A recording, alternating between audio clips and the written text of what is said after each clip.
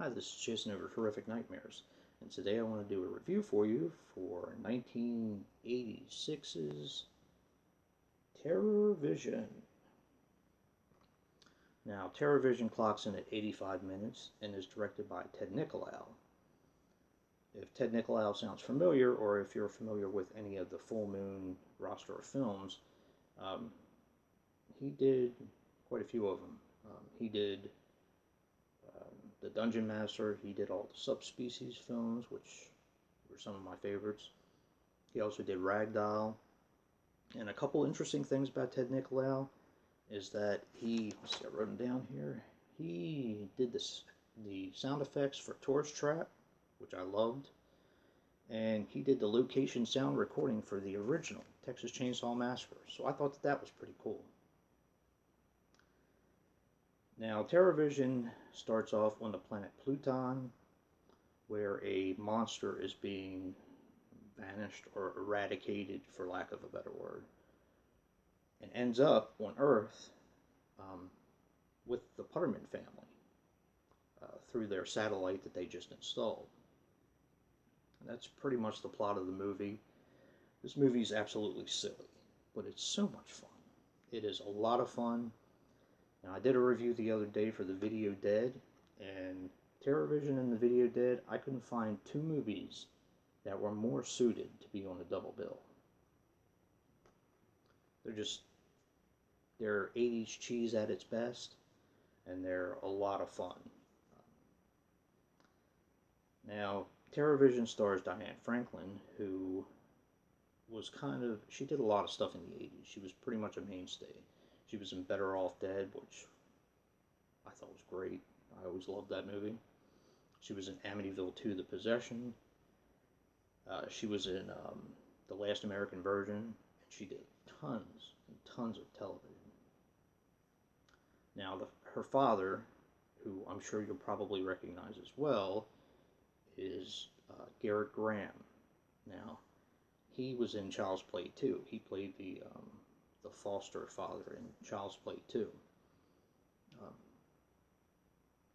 See, he also was in Phantom of the Paradise and Chud 2, Bud the Chud.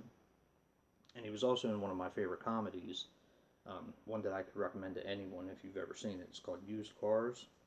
And he was just hysterical in that movie. Red, the color red. If you've seen the movie, you'll know what I'm talking about. But he was really hysterical in that. The movie also starred Burt Remsen, who unfortunately passed away on April 22nd, 1999 from heart failure. Now, I remember him from Code of Silence, with Chuck Norris, which was a great film. And he was also in a movie that I never hear anyone talk about, but my father took me to see it when I was a little kid. It was a movie called Fast Break. Sports movie with Gabe Kaplan from Welcome Back, Kotter. If you guys ever get a chance, check that one out, or if you find a VHS or something, check it out. It's a pretty good flick. But the movie's a lot of fun. There is a 35-minute making of / retrospective, which is pretty informative. It's fun to watch people look back on a film, and even though the film may not have gotten the credit it deserves, it's basically a cult film now, and more people are picking it up as it goes along. So it's fun to watch people look back on a film that they were proud of that may have not gotten its due. Some interesting things about the film. The poster was created before the film was even conceived. This is a Charles Band film, and he did that a lot in his early days, in Empire and Full Moon and Wizard and all that. Another interesting thing, the Diane Franklin role of Susie was originally offered to Belinda Carlisle. She auditioned for it, but didn't get it, of course.